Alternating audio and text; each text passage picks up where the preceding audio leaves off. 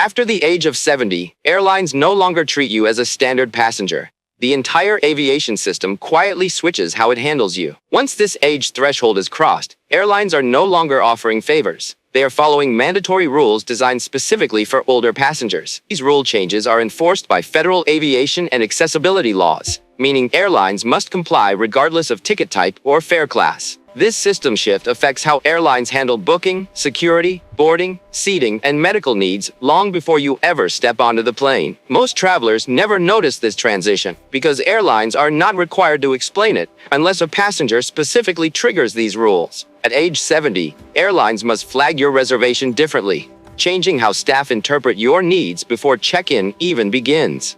This internal flag alerts airline systems that additional time, flexibility, and procedural accommodations may be legally required during travel. These adjustments exist regardless of ticket price, airline loyalty status, or whether the passenger appears physically independent.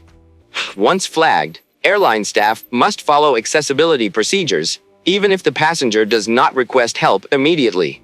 This is why older passengers often receive different treatment without realizing it is driven by policy, not personal discretion. One of the earliest rule changes appears at airport security, where screening procedures quietly adjust once passengers reach a specific age threshold. For older passengers, security systems prioritize reduced physical strain while maintaining safety standards required by national aviation authorities. These adjustments are embedded into security protocols, meaning officers follow them automatically when age criteria are met. Because these rules operate quietly, many seniors experience easier screening without ever being told why the process feels different. Understanding this security shift helps seniors move through checkpoints with confidence, knowing procedures are designed to protect and assist them. After security, the next system that changes is boarding, where timing and flow are adjusted for older passengers by rule. Airlines must legally allow extra boarding time when age-related mobility or balance factors affect how quickly a passenger can enter the aircraft. This accommodation applies even when the passenger does not use mobility aids or request special treatment in advance. Once on board, seating and cabin procedures also shift, ensuring safety and accessibility requirements are met without charging additional fees. These cabin-related adjustments are governed by accessibility law, meaning airlines cannot deny them based on fare or seat class. Beyond seating, airlines must adjust how they handle carry-on bags when age-related strength or balance limits safe lifting. Staff assistance with luggage is mandated by accessibility law, even when the passenger can walk independently and did not pre-request help. This obligation continues during connections, where airlines must help seniors navigate long terminals, stairs, or tight transfer windows. Importantly, these requirements apply even if the need is temporary, such as fatigue, joint pain, or balance issues. Airlines cannot require medical proof or documentation before providing this assistance once age-related limitations are stated. Another system change affects medical items, where airline and security rules treat age-related health needs differently from standard carry-on restrictions. Liquids and supplies normally restricted are permitted when medically necessary, as long as passengers declare them during the screening process. This exemption exists to protect passengers managing chronic conditions, not to provide convenience or optional comfort. Airlines must also accommodate approved medical devices on board, without counting them against standard baggage allowances. These device-related protections are enforced by accessibility law, meaning airlines cannot charge fees or deny transport. Mobility aids follow an entirely separate rule set, where airlines are legally obligated to transport them without counting standard baggage limits. This protection applies whether the device is used daily or only occasionally during travel for safety and balance support. Airlines must return mobility devices directly at the aircraft door, preventing unnecessary walking through large arrival terminals. These requirements exist to reduce injury risk and fatigue, not to provide comfort upgrades or preferential treatment. Understanding these mobility rules helps seniors protect their health while ensuring airlines follow federally mandated accessibility standards. Airlines are required to return mobility aids directly at the aircraft door instead of baggage claim, preventing long walks through arrival terminals. This door return rule applies even if the mobility device is used only occasionally, giving seniors flexibility without this isn't courtesy or kindness.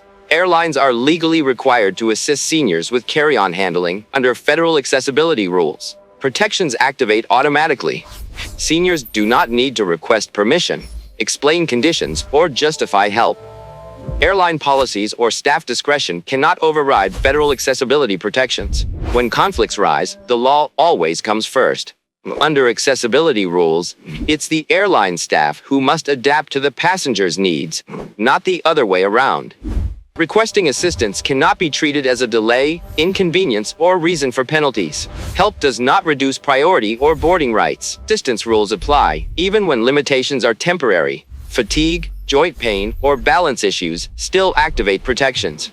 Seniors are not required to show medical records, diagnosis letters, or proof of disability to receive assistance. Airline assistance is not kindness or courtesy. It is a guaranteed right, protected by federal rules. Airlines are required to provide assistance even if the request is made late, at the gate, during boarding, or after landing. Your appearance does not determine eligibility. Airlines cannot deny assistance based on how capable you look. Staff decisions must follow accessibility rules, not personal judgment or assumptions about age or ability. Assistance must continue during connections, transfers, and long layovers, not just at departure. Airlines are responsible for ensuring assistance is actually delivered, not just noted in the booking system. Airline assistance isn't limited to boarding. Seniors can legally request help at any stage of the journey, including after landing. If assistance wasn't arranged earlier, seniors still have the right to request it on the spot, even after the aircraft lands. Airlines cannot deny assistance just because it wasn't requested during booking. Timing does not cancel your rights. Airline staff are trained to respond to assistance requests immediately, even if the request is made late in the process. Denying required assistance can expose airlines to formal complaints and federal enforcement action. Airline assistance rules apply even when help is only needed part-time, occasional, or situational during a single stage of travel. Requesting assistance once does not lock passengers into permanent services or limit how they move independently later. Airlines are not allowed to question or evaluate whether a passenger looks like they need assistance.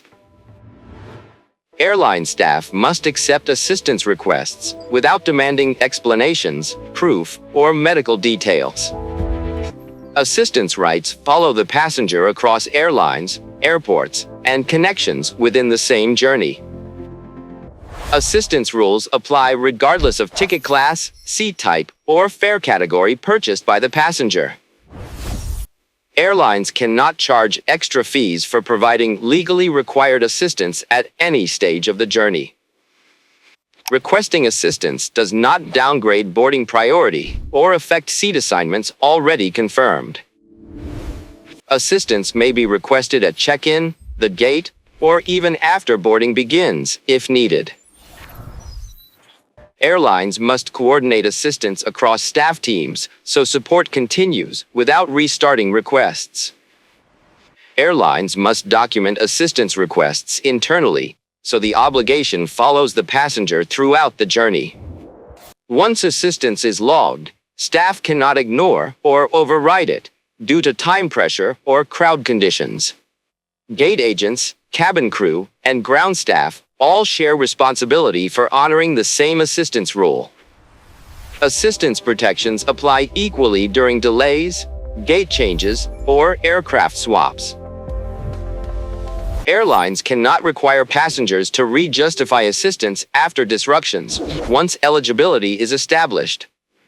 Most passengers over 70 never receive these protections, simply because they never realize of the rules quietly changed in their favor. These are not favors, upgrades, or courtesy gestures. They are enforced protections written into airline and federal accessibility rules. Once you know these rules apply automatically after 70, the way you move through airports permanently changes. The difference is simple. Passengers who know their rights move calmly. Passengers who don't absorb stress that was never required. If you are over 70 or helping someone who is, remember this. Airline rules did not get softer, pun. They got clearer once you understand them.